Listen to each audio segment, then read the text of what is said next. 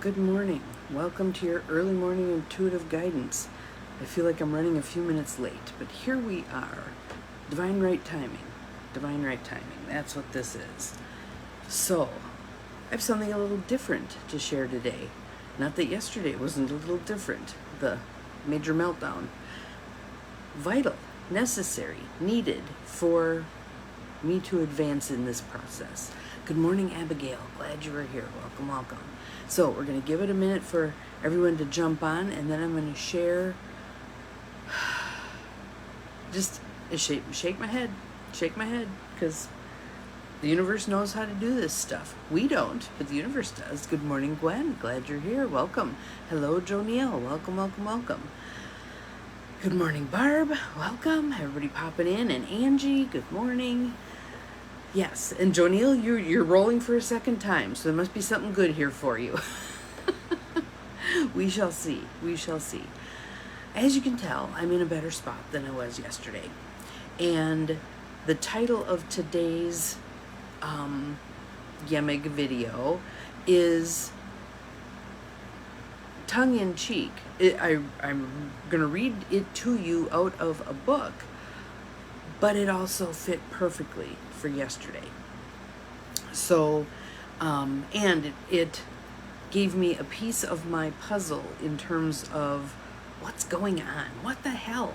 And it was funny. On our way home from, we took Dad to his doctor appointment. Then we went and had lunch at the little old lady and man place, Mary's place. Roasted chicken, anyone?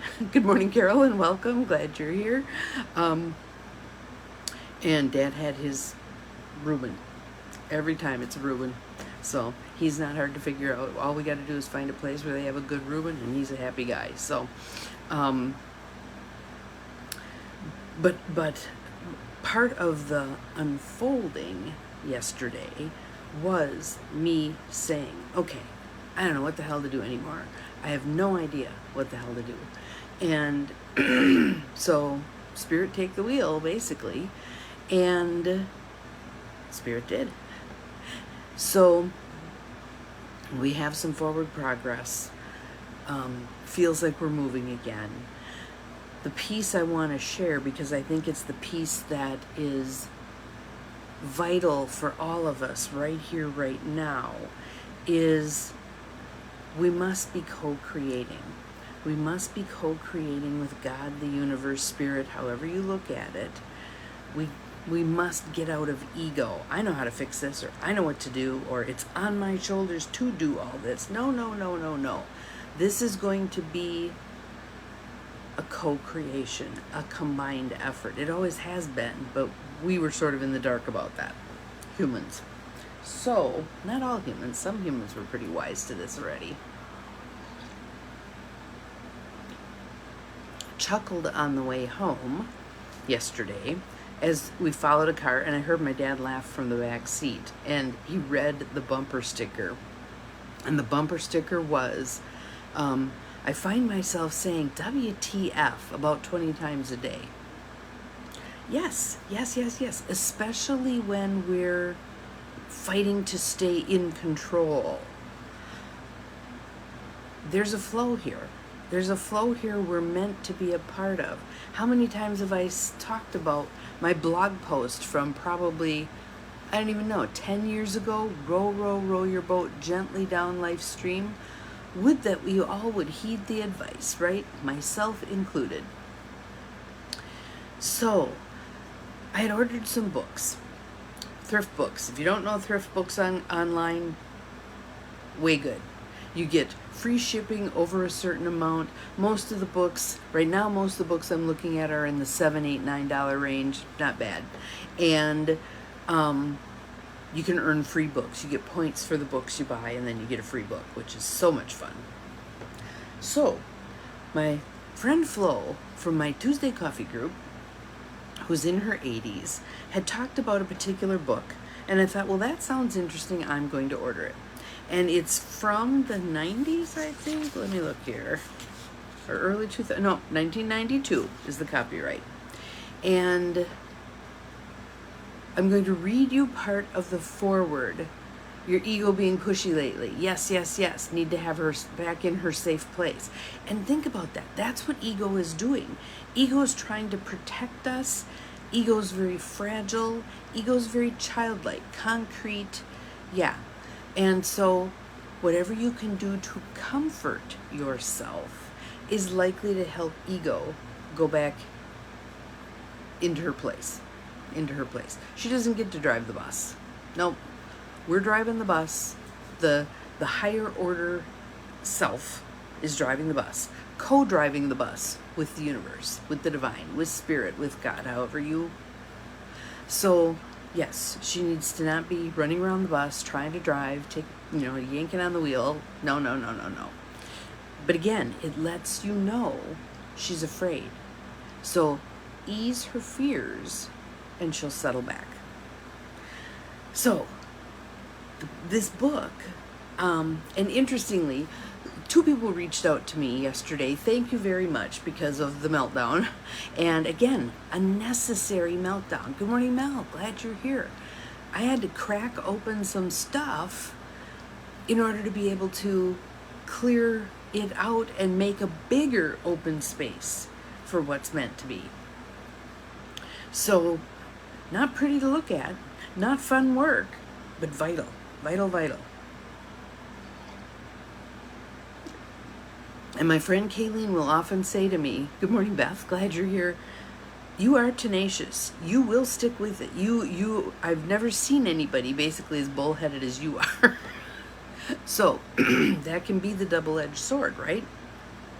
It can be what keeps me going when things are shitty, but it can also be the not letting go of something that's ready to be released. Done. So I'm going to start with the book and the reading, and I'm going to see where it takes us. Think about this. I'm reading you the foreword, and it's going to be hopefully as impactful for you as it was for me. So the book itself is called Bringers of the Dawn from 1992. But again, time is... Oh, and one of my fun little bookmarks. It felt like it was very important for me to use my fun little bookmarks. So thank you, Misty. I appreciate it. Barbara Marciniak is the author. It's Marciniak. So, no, I got to finish another piece and then I'll come back to this. Another friend, 2 friends reached out to me. And one of them said, can we Zoom tonight? 6 o'clock my time, 6:30 my time, 7:30 her time. I said, yes, please. Yes, please. And so she was talking about, she's one of my coffee group people. Thank you, Sue. She was talking about what had transpired on the last coffee call when I had to get off and go do jury duty. And so she shared that we're going to be reading a book together. We haven't done a book club. I mean, we've had lots of books that we've recommended to each other, etc. But this we're going to do for our little group, a literal book club. And talked about what this book is likely to do for us, the deep dive it's likely to take us on. So I ordered the book. It's called Sophia's Code, for those of you who are interested in the books that I'm reading. It's Kaia is her first name. Ra, R-A is her last name. Sophia's Code. And I feel like it's going to be a guide to raising our vibration to where we're all meant to be here. And again, Bringers of the Dawn, this book from 1992, has some languaging in it that we've now progressed beyond. But it's so interesting seeing some of the more, I don't want to use the word original work, but historical work in this regard. And now we move into 2025. And it's here in spades. And we are in the opportunity. We are in the opportunity. So, let me open my page here. And the preface was interesting too, but this is the foreword, and the foreword is by Tara Thomas, Tera. And basically she's talking about the process of this book getting written. And so I want to share that process with you, because I want you to be extrapolating to, we're going from the book being written, this book being written, to our lives being created. This same process is what we're being called to do. Okay? So hear it with the intuitive ear that knows that we're talking about how do we live this life. So it says, when Barbara Marciniak and I met in 1988, we had both just begun an exciting new phase of our lives. I had moved to Michigan to birth a new magazine, Connecting Link, with publishers, and then she says the names, and Barbara was birthing the Palladian Channelings. After years of working many and varied jobs while traveling, searching, and studying consciousness expanding material, we had created for ourselves, note that phrasing, we had created for ourselves work that encompassed who we were and what we believed, and we were excited about it. I'm going to jump around a little bit and edit some stuff out because it's a fair amount of reading, but you're going to get the gist. You're going to get the gist. During the next 2 years, Barbara and I traveled to many expos, played a lot with the Palladian teachings, and generally had a great time with all of it. We talked about doing a book of the Palladian teachings, but never really pushed it. The book would come when it was time. The year 1990, the beginning of the unnamed decade, came. Connecting Link was getting well established, and Barbara had made some 300 tapes channeling the Palladians. I felt it was time for me to move back to New York, where I could continue to do the magazine on my computer as well as do more networking. I also felt it was time to do the book. When I thought of the book, I imagined that the Palladians would dictate it to me and that I would simply transcribe the tapes, edit the material, and there it would be.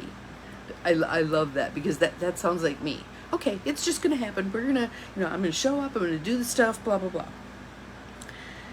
It would take no particular effort and very little time out of my pressing magazine schedule. So in May, when Barbara and I sat down to do a book channeling, I was quite surprised to hear the Palladians' idea of how to do the book. And many other books get written this way. It's like the book writes the person instead of the person writes the book. The Palladians assured me that they would not dictate the book to me, that I would have to pull it together through my own process. I was intrigued. They said to me, if this book was just given to you, you would be an employee. What effort would it be of yours? It's going to be a birthing of something new for you, a birthing of process in yourself that is a whole new way of utilizing creativity. Phew! Okay, so how do I do this miraculous process, I asked. Where do I begin? Can you already see? They answered, you are going to piece this together using your intuition only. Hear that again. Think about that in terms of your life. You are going to piece this together using your intuition only. This is not at all to be a logic-minded project. By using your intuition, you will be guided and tested to see if you can perform and complete a project without your logical mind knowing the steps that are to come next. Does that not sound exactly like where we are? I'm a hot mess. I don't know what's next. I don't know where I'm going. I'm showing up. I'm trying to get my ego out of the way. Blah, blah, blah. Let's keep going. It will be a tremendous exercise for you. It will lift you into much higher places of consciousness, a higher place of order, and a higher place of trust. And I have been whining to my friends that faith and trust, I ain't doing a great job with that. And so here's the opportunity, another opportunity. You didn't get it the last time? Let us circle around to it again. Here you go. When it is completed and is very successful, you will say, I don't know how I did it. I have no idea. The story will show you that if you can clear people of their personal information, they can go cosmic.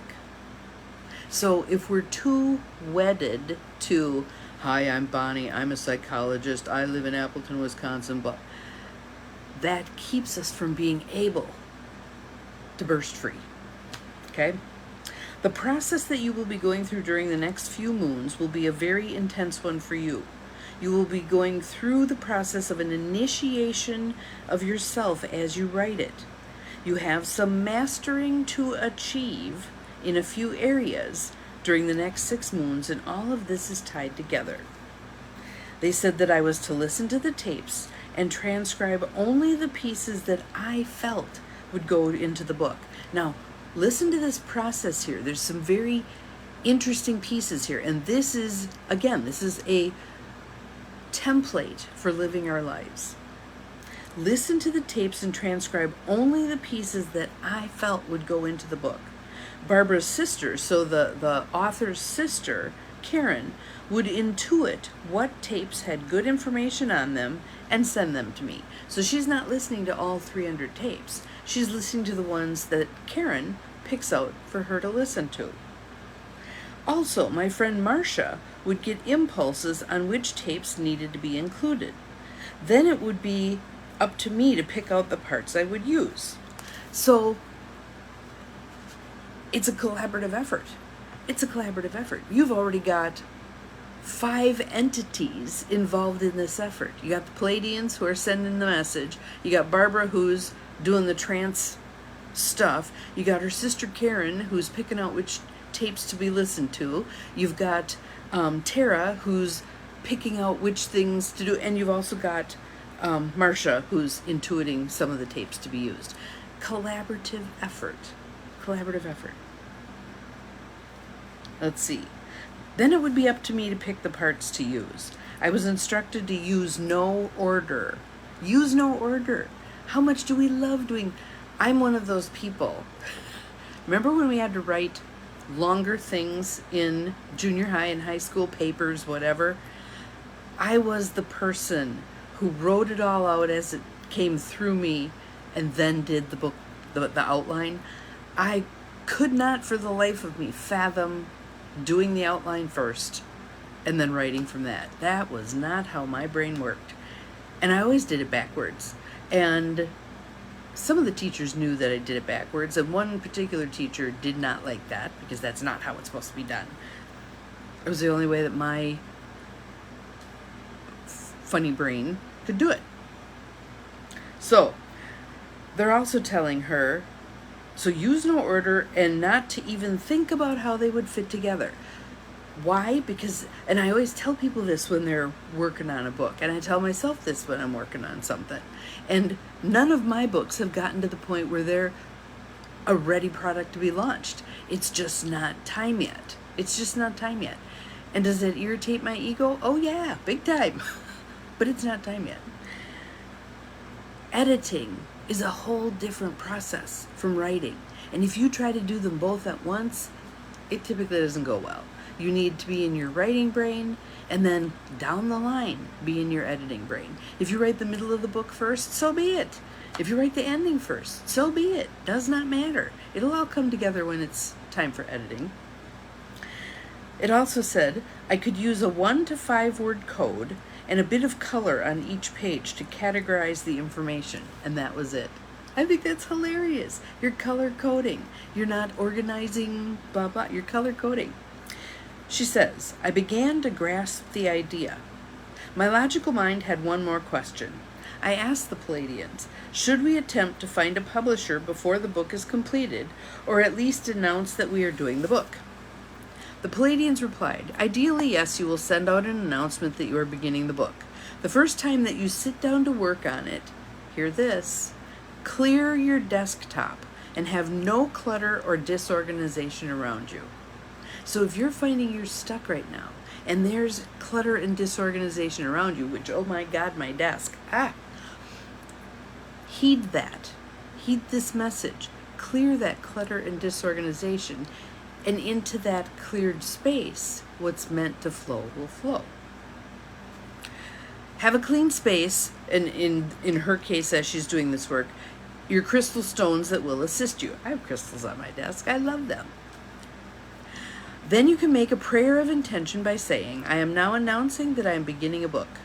And I'm sending this announcement out to anyone who is a publisher and to anyone who is involved in bringing this data into publication for those whom it will serve best. It is my intention that the person to publish this book discover me and be brought to me, and I promise that I will be available for that recognition. I understand that I have very little to do with this. This part is not mine. I understand that I am to broadcast the announcement like I'm sending out the birth announcement, and that the response will be sent to me. In this I trust. That is it. It will be brought to you. Over the years, I've talked about yin marketing and yang marketing. For those who are entrepreneurs like myself, the yang marketing is, how many dials did you do? How many posts did you boost? How many posts? That's an interesting word. How many people did you talk to? The tick marky kind of stuff, right? That's the yang marketing. The yin marketing, on the other hand, is this. I open myself to receiving those who are meant to find what I have to offer. I'm so happy and grateful now that we're connected. Let it go, send it into the ether, and pay attention to who shows up. Whole different way of doing business, isn't it? So, again, here are the Pleiadians talking to her about how this is going to be written.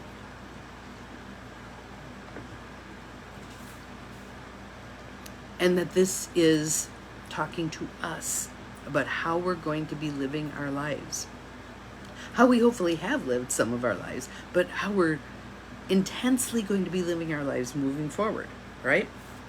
Remember that the process you will be going through is very much a part of the story, because you will discover something of yourself. Then the story will be told in terms that you put together. You will understand the importance of the book because you will have had the experience as you create for others a pathway into reality based upon juggling your reality and allowing different sentences and context to be juggled through you and made into a new order. So what if you view yourselves, what if we all view ourselves, the practical rebels, as the rock tumbler of these experiences? It comes in, it gets rolled around in our system, and what needs to come out as a life lesson comes out. That tumbling process, that's what we're experiencing. And when we fight it, when ego flips out and gets afraid, when we fight how it's unfolding, we do ourselves a disservice. So the more we can stay with the rock tumbling, just roll around in there, get the edges knocked off, let's see what comes out the other end. So it says, someone who did not trust would find this very difficult. Trusting is the absolute key. If one of you would like to put that in our feed, I would greatly appreciate it. Trusting is the absolute key. There is nothing else that you can turn to in this process. This is about commitment. And you are going to learn that you can commit to who you are, that you will not screw up, that you will always be provided for, and that never will you be left without. It will always work out according to your intentions. Your part in this is to intend what you want and to simply let the data flow. The book will make its own order as you learn about yourself during the process and as you code certain information. It will be mind-blowing what you experience. And that was my experience yesterday. Trying to make things happen and engineer this and all this stuff. And when we got to the doctor's office, things flowed. The people who needed to be there were there. The cooperation that we needed from people was there. The outcomes that absolutely needed to happen were there. Get out of the way. Get out of the way and allow. Let's see. Now she's saying, as I now read the words they said to me then, I get a whole different picture than I did at the time. I realize now that they mentioned several times that doing the book was going to be an initiation for me.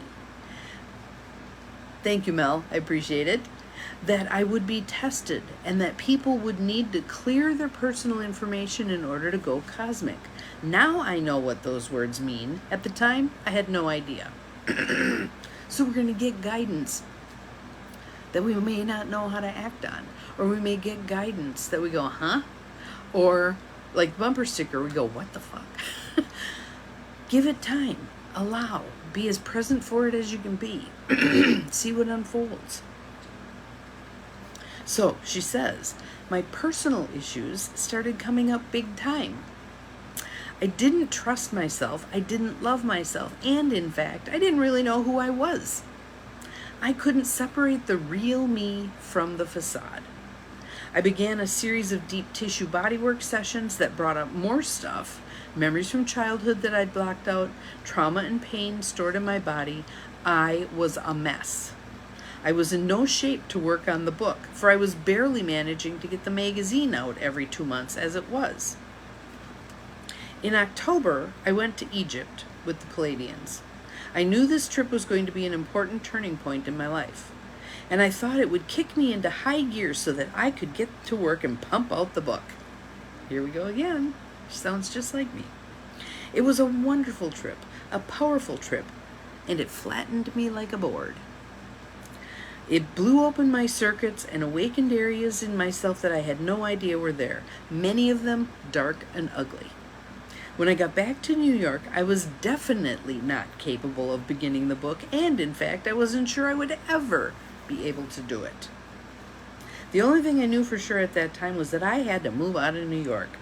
I couldn't get centered or clear there, and I felt bombarded with energy. When you're an energy sensitive person, being around lots of people can be very difficult. I felt naked and exposed walking on the streets, and I couldn't use the subway anymore. It was time to get out. That December, I moved to North Carolina. When something is right, it works out beautifully. Libby, one of the friends I met in Egypt, lived in a rural area south of Raleigh, and I knew I wanted to live there. Again, there's those things that you just know like you know like you know. This was one of them. I need to move to North Carolina. She'd never lived there before, I don't believe. So, let's see. I made an intention that I would have a house to move into before I came down there. I pictured what it would be like and what the land would be like, and Libby said she would keep her eyes and ears open. You ready for this? About a week before my move, my current landlord, the place she moved into, walked into Libby's shop and started complaining because her tenant was moving out with no notice. Libby said, that's because it's Tara's house. I drove down from New York the following week with all my belongings and moved in. The house was just what I wanted, roomy with lots of light and 175 acres of land. It was perfect. Get out of the way.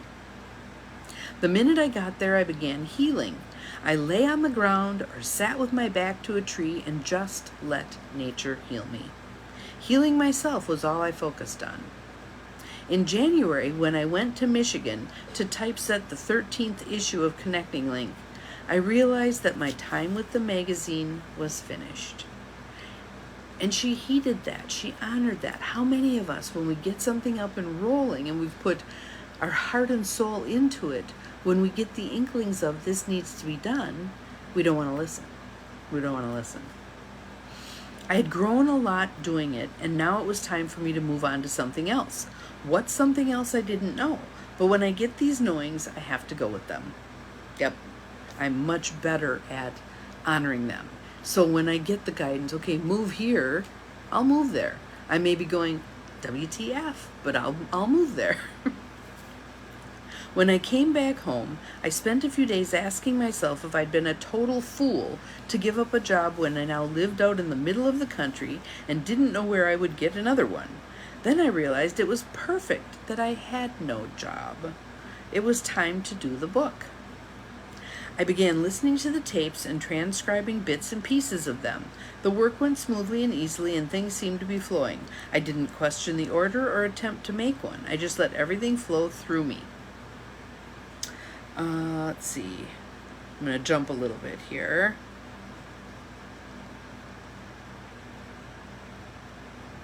I had another book reading with the Palladians in which they talked about the bringers of the dawn making the cosmic evolutionary leap in awareness possible by anchoring the frequency first inside their own bodies. Suddenly an awareness hit me. Okay, listen to this piece, guys. I hadn't been able to do the book in 1990 when we had first talked about it because I hadn't been able to hold the frequency yet. I hadn't been cleared out enough to do it. I asked the Palladians about this. You did not trust yourself, Miss Tara. You told everyone you did, but you did not really even like yourself. You compared yourself and you were not honest with what was really going on with you. So, again, yesterday's meltdown, you all saw it. That's being honest with where things are at. That's being honest with the messiness of this process. It is not pretty sometimes. We need to stop doing that everything's fine, 4-letter F word, and let people see where we're really at, because it's an integral part of the process and it gives other people permission to do the same. So if one of you yesterday, when asked how you doing, said maybe not so great today, amen, hallelujah, listen to the choir sing, that's fabulous. All right, so let's keep going here. Let's see. You compared yourself and you were not honest with what was really going on with you. And people very close to you were mirroring this for you. So what you're seeing in the others close to you, pay attention to, because it's a reflection of you. It's a reflection of you, especially the things you don't like. You had to go deeper, as everyone must go deeper into the layers, for everyone has layers of self-hatred and dislike. You had to explore certain behaviors that you had that did not work and discover the reasons for them. And that discovery brought you to be a keeper of frequency. This is why the book was given to you the way it was, because you had to have a major breakthrough in consciousness. That's what I think is happening for many of us right now, a major breakthrough in consciousness. And notice the break part of that. Old calcified stuff has to be busted up. And sometimes it's like the sledgehammer of life comes swinging on through, right? The wrecking ball comes swinging on through. By hashing over and translating much material that you would not even use. So she's going through all of this, whatever ones of the 300 recordings that she intuited and others intuited on her behalf needed to be listened to. That was all work she was doing for herself. You went through a process of a direct relationship with us. You heard over and over again in a neutral way all of the things that you needed to be directly applying to yourself if you did not wish to be left behind, and you did it. Then they told me, I love this, that I had transcribed enough material and that the book was ready to be put together. I had no concept of how this was to be done. Was I to read all of the pages at once and see where they fit together? I had some pages that were only a few sentences and other lengthy excerpts of several pages. How was I to put that in order? The Palladians said that every night when I was going to sleep, I was to give them 1 minute and visualize the cover of Bringers of the Dawn.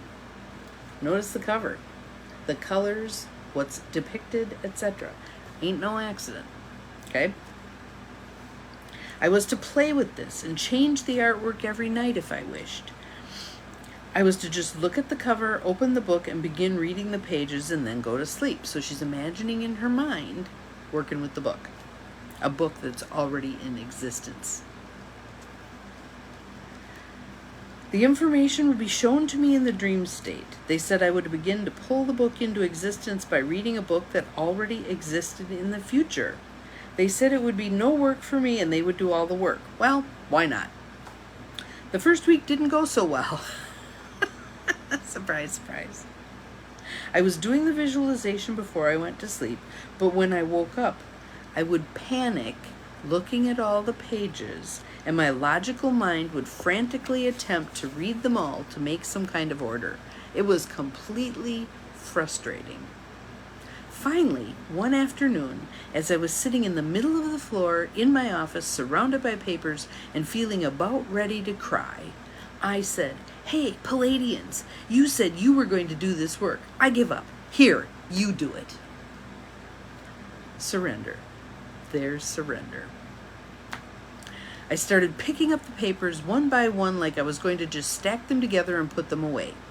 But I was picking up one from the left, then one from the right, then maybe one in back of me, and then one around to the left again. There was no rhyme or reason to this, no order to it.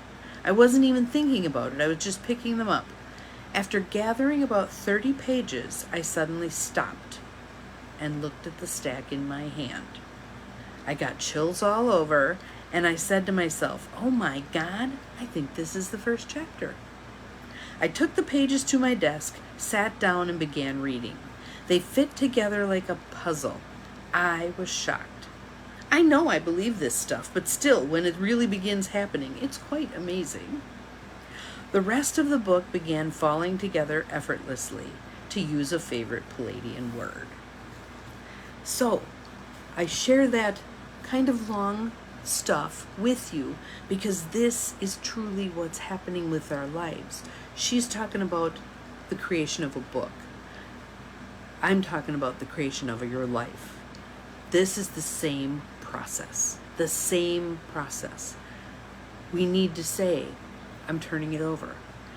Give me the guidance. Let's co-create. I was thinking this. What are you thinking? I'm feeling this. What are you feeling? I'm putting it in my God jar. I'm allowing. And I want us all to be aware that what she said about, in the beginning, she heard the words and she understood them on some level. By the end of the process, she had a whole different understanding of what those words meant. We are there right now. We are there right now. We're saying a lot of words about things in our lives and how we want to see things come out and the kind of world we want to live in. Do this thing. Do this thing for 1 minute before you go to bed. Envision that world. Envision yourself fully inhabiting that world. Play out a little bit of a day. Then go to sleep and allow the co-creation to happen. So, I too am going to heed this advice and keep practicing with it and see how it unfolds and see what the book guides me to, see what my life experiences guide me to, continuing to paint the picture. I actually, surrender. So now change the sentence. Surrender is easy for me. Surrender is easy for me. I easily surrender to co-creating with the divine. Pick a mantra. Pick a mantra. And for most of us, it has historically been not easy. But if we look back, you will see in your life the opportunities where you did, either because your ego was snoozing in the corner or something, allow an unfolding, and how beautifully it went. How beautifully it went. And I just looked up and saw my favorite number 8. There's 8 of you listening to me at the moment. And I know there will be more over the course of the day and next couple of days. This is our guidance right now. This is our guidance right now. Let's again, I'm going to say the same thing I said at the end of yesterday's video. Let's link arms. Let's walk ourselves to this together. It's so much easier to do this together. Thank you, Abigail. Yes, surrender is easy for me. Co-creation flows easily from me. We'll all co-create together. So what I wanted to say there was, I'm getting the inklings of something, a divine unfolding, where I'm maybe supposed to be going. I feel the resistance to it. I'm not going to say yet what's coming to me, but I'm going to be observing. Is there more information that comes to me with regard to this? We'll see. We'll see. It's not what I expected. It's not what I feel comfortable with. But we'll see what happens. The divine unfolding. I am willing to show up. I'm willing to allow. I'll practice my allowing. I will practice. No try. Practice. They're different. So, whole lot of stuff. I'd love to have you put in the feed what's grabbing you, what's sparking your curiosity, what's a step you want to take given what we've talked about today. Let me hear from you. That would be helpful as we all move forward together with this, right? So, have an awesome day. I'll see you again tomorrow. Remember, you're capable for far more than you think you are. I am glad you love all of this. Glad, glad, glad. Let's see what we pick out to focus on. Let's see where we're naturally drawn. Allow, allow, allow. See you tomorrow. Bye-bye.